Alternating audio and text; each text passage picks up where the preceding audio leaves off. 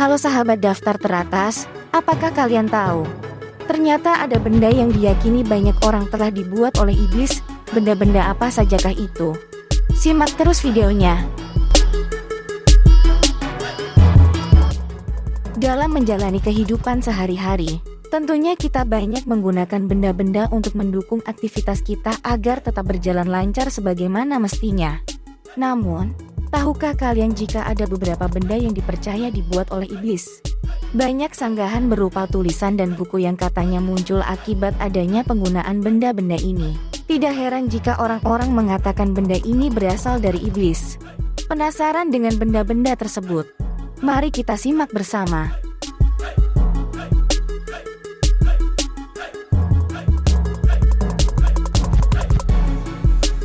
Alat musik. Ada kepercayaan umum dalam tradisi Islam bahwa instrumen musik diciptakan oleh setan karena ia cemburu terhadap suara nyanyian Nabi Daud. Ada juga yang beranggapan bahwa Tubal, keturunan Kain, yang menciptakan kecapi, rebana dan seruling. Tradisi Suriah menyatakan bahwa instrumen yang diciptakan oleh keturunan Kain dibuat untuk merayakan kematian Abel. Sementara umat Islam lainnya mengklaim bahwa tidak ada larangan penggunaan alat musik secara langsung dalam Al-Quran atau hadis dan hal itu dapat dilakukan untuk menyembah Tuhan, sehingga tidak tergolong sesuatu yang haram. Namun, di beberapa sekolah Islam, musik diyakini menyebabkan bisul, diabetes dan kegilaan yang dapat memperlambat kemajuan spiritual dan etis masyarakat. Bani Umayyad Umar ibn Abdul Aziz pernah menyatakan melalui tulisannya bahwa instrumen musik datang dari setan dan itu menjadi murka Allah. Karena musik yang dimainkan dapat menumbuhkan kemunafikan di dalam hati layaknya air yang membuat tanaman tetap tumbuh. Sedangkan tradisi dalam agama Kristen menggambarkan bahwa setan adalah seorang musisi berdasarkan ayat-ayat Alkitab dari Kitab Yeskiel yang menyatakan bahwa setan adalah kerub yang bertanggung jawab atas musik di surga sebelum ia dijatuhkan ke dalam neraka, dan menganggap bahwa setan dapat masuk ke jiwa orang-orang, mempengaruhi pikiran mereka melalui musik yang ada di dunia. Bahkan, beberapa kelompok ada yang menganggap bahwa kekuatan instrumen musik perkusi dan yang ditiup seperti seruling berasal dari setan. Sebenarnya interpretasi ini agak spekulatif, karena ada beberapa referensi lain dalam kitab suci yang mengatakan bahwa alat musik ini juga digunakan di surga, dan masih belum jelas apa tugas setan sebelum ia dijatuhkan ke bumi. Dadu. Mungkin tidak terlalu mengejutkan bahwa perjudian dianggap sebagai dosa besar pada abad pertengahan, karena menggunakan dadu yang dianggap sebagai penghujatan agama dan penyembahan berhala. Bahkan beberapa penjudi pada zaman itu berdoa kepada Decius, dewa dadu, untuk meminta kemenangan. Menurut penulis Bernadette Paton, para biarawan di Siena percaya bahwa penggunaan dadu adalah bentuk penyembahan setan dan penjudi lebih mempercayai dadu daripada Tuhan.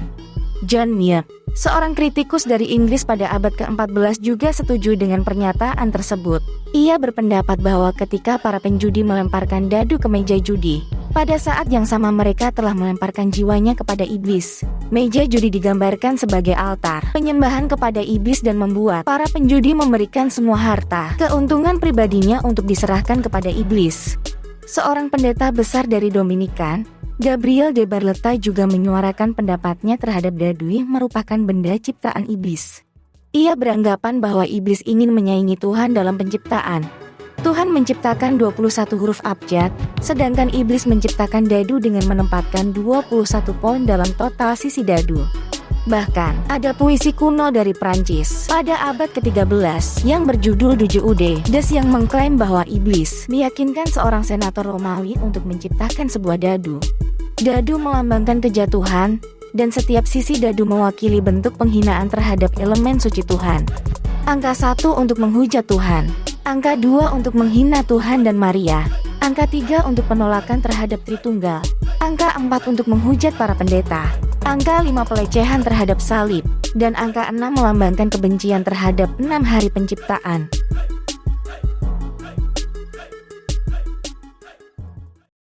Garpu.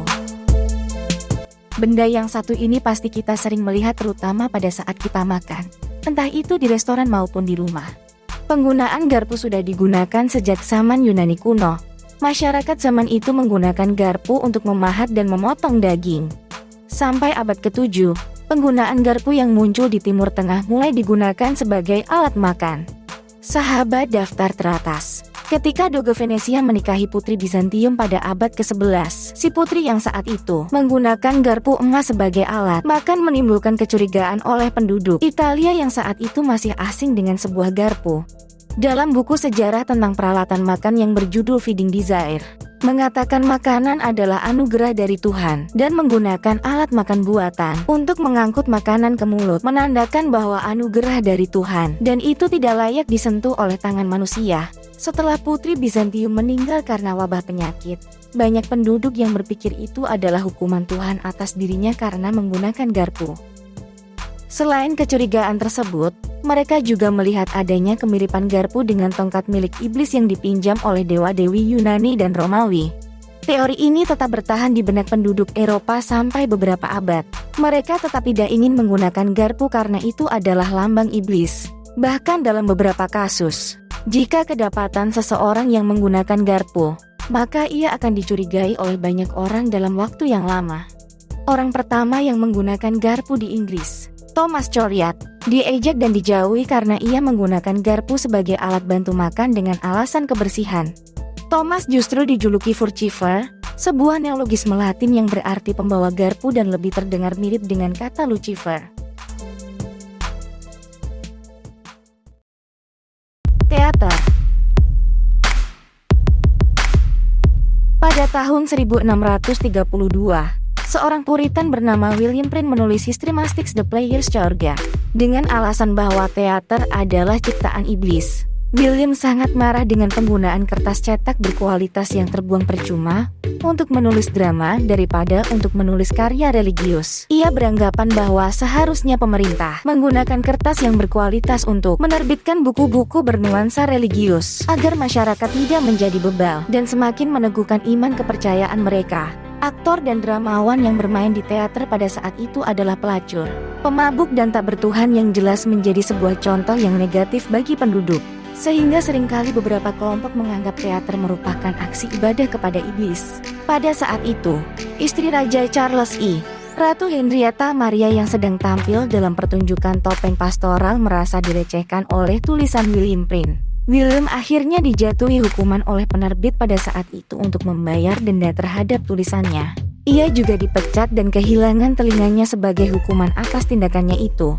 Pada tahun 1910, Pastor Isaac M. Haldeman memposting sebuah iklan di The New York Times yang mengklaim hal yang sama dengan William Prynne.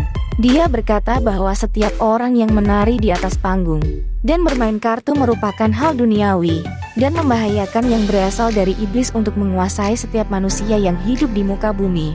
Dengan adanya teater, akan ada pengaruh buruk yang akan muncul pada sisi kehidupan manusia seperti ketidaktertiban, takhayul dan pelanggaran hukum yang semakin meningkat. Selain itu, ia juga merasa resah terhadap pengaruh seseorang yang ateis yang menjadi tokoh dalam masyarakat. Telepon. Siapa yang tidak kenal dengan benda yang satu ini, yang sekarang kita sering pakai dan dibawa kemana-mana? Pada abad ke-19 pernah ada penulis terkenal, Ambrose Bierce, pernah mendefinisikan telepon sebagai sebuah penemuan iblis untuk menghambat keberuntungan seseorang. Mungkin pernyataan Ambrose itu adalah bentuk sebuah sindiran terhadap pihak-pihak tertentu. Namun tetap saja banyak yang menganggap kalau telepon diduga berasal dari iblis. Ketika telepon pertama kali diperkenalkan di Swedia, banyak orang pedesaan yang khawatir bahwa barang tersebut berasal dari roh jahat. Karena kabel telepon diduga sebagai penyalur kilat ataupun listrik yang dapat membunuh seseorang ketika menggunakannya. Para pendeta di tempat itu pun mengecam telepon sebagai alat buatan iblis. Kelompok Amis dan Mennonites yang tinggal di Amerika juga memiliki pandangan yang sama terhadap telepon ketika pertama kali diperkenalkan. Mereka menganggap bahwa penggunaan telepon dapat mempengaruhi timbulnya pengaruh yang buruk dari luar kelompok seperti gaya pakaian, bahasa, tradisi dan moralitas. Penggunaan telepon dianggap sebagai ancaman terhadap komunikasi masyarakat yang nantinya akan mengacaukan tatanan sosial dalam kehidupan. Jurnalis Ethiopia terkenal, Paulos Nugnu juga menulis tentang awalnya pengenalan telepon di istana Kaisar Menelik.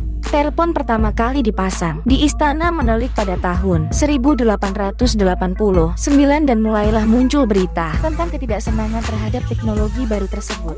8 perwakilan dari masyarakat yang saat itu diwakili oleh para pendeta menemui Kaisar Menelik dan menghimbau kepada Kaisar bahwa telepon itu adalah karya iblis dan harus dihancurkan di depan khalayak ramai. Menelik kemudian memberitahu para delegasi bahwa apa yang dikatakan para pendeta dianggap sah dan memberitahukan kepada para bangsawan serta patriark tentang kekhawatiran tersebut. Kaisar mengatakan bahwa jika telepon tidak dimusnahkan, maka ia akan meninggalkan iman ortodoksnya. Para bangsawan dan patriark serta delegasi yang mendengar hal itu pun kemudian menenangkan para pendeta dan memohon kepada Kaisar agar tidak meninggalkan iman ortodoksnya. Beda dengan zaman sekarang dengan semua kalangan sudah mempunyai telepon seluler dan sudah tidak dianggap asing.